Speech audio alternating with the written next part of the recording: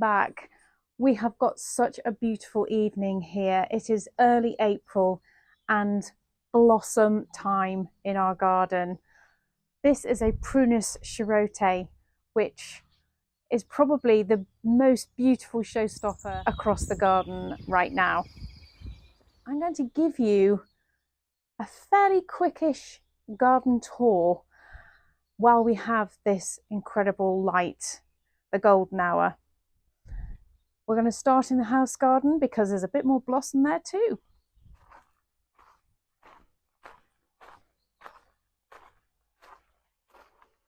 This blossom is a Victoria plum that we have very badly trained against this wall. It's meant to be fan trained, but not quite. Tom's behind the camera, by the way, smirking because he knows it's true. This is the south border in the house garden and it is looking absolutely magical right now. If you remember, we were working in this area only a few weeks back, giving it a top dressing, and this is also blossoming. This is our weeping pear, and if we get a closer look here at this tiny lovely white blossom that's forming on it, because it's an ornamental pear, we don't get actual pears on here, but this is really pretty right now. Everything is coming up. It's beginning to look very lush. And I get really excited. It's so beautiful right now.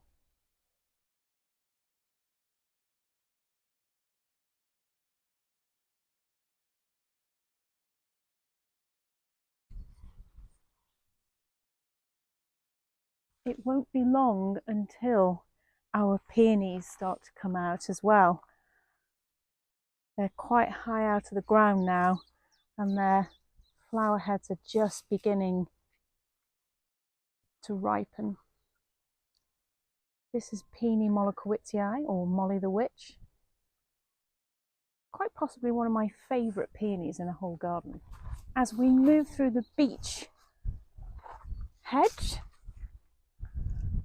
you'll notice there are some self-seeded blue muscari that have just appeared over the years in the gravel. As we move along to what we call the white border, that's not so white all of the time, we've got some more muscari in here as well, that again has decided to seed itself into the gravel. And then we've got these beautiful Narcissus Pueblo and this peppermint muscari in here. Gorgeous combination, I think. I'm going to take you quickly to the back of the house into the hall garden.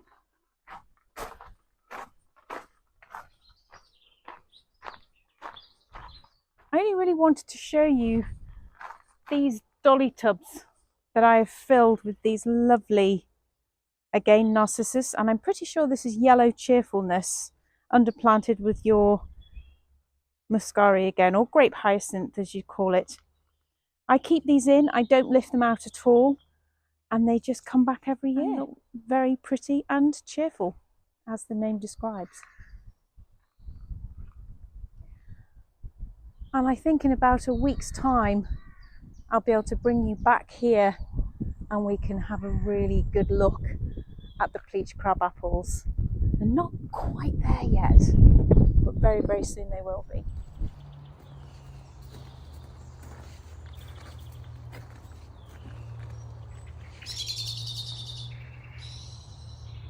We're going to move back through past the house garden and on to the Lime Avenue, where something quite spectacular is literally taking my breath away right now. And that is the Thalia. We planted these approximately 10 years ago now, not long after we had planted the lime avenue. It was probably about 3 or 4 years after we planted the lime trees, and they'd matured a little bit, and we took the frame away. And then in went the hundreds of Thalia here. And my goodness, I'm so glad I planted them. I just wanted a sea of white now, whilst there were no leaves on anything, just to sort of bring that lovely glow into this section of garden. I'm just in the process of cutting back my hydrangea Annabelles.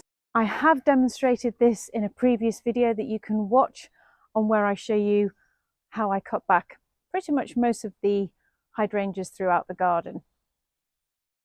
But next, let's head inside the walled garden, just while the light's looking beautiful. There's a few things I want to show you in there as well.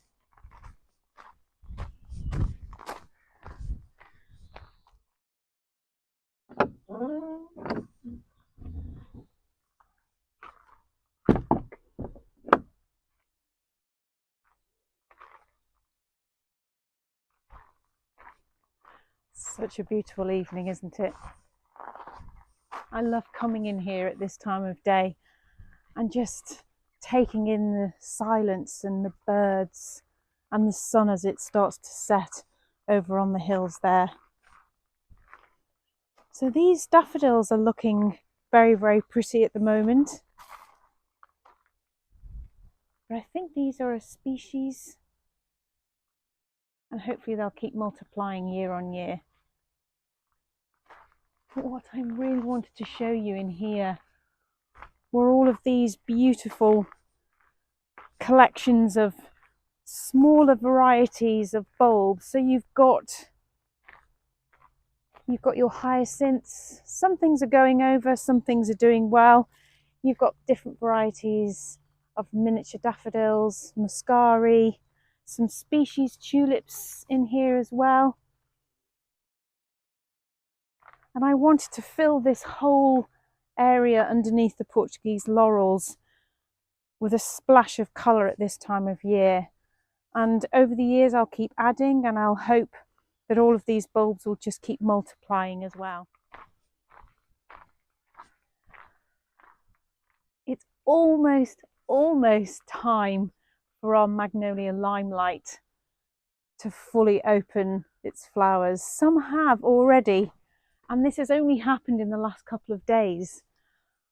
But just, oh, it's so beautiful. We planted this magnolia a good, I would say, 7 years ago maybe.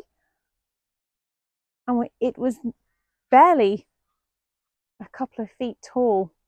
And look at it now, it's almost as tall as the walls here. It's magnificent. And just behind, at the base, we've got a sea of white daffodils, and these are called Misty Glen. They have a very, very, very slight, delicate fragrance. And believe it or not, those 2 dolly tubs I showed you earlier, I had filled some of these into those 2 dolly tubs. And then when I emptied them, I wondered what to do with them. And I thought, I'll just put them under here and split them all up. And they have multiplied and multiplied over the years. And now I have this wonderful mass of them smothering the base here. And they look wonderful. And also, they flower at the same time as this magnolia. Well, I think I'm going to have a sit and just enjoy this sunlight on the bench here. And watch the sun go down this evening.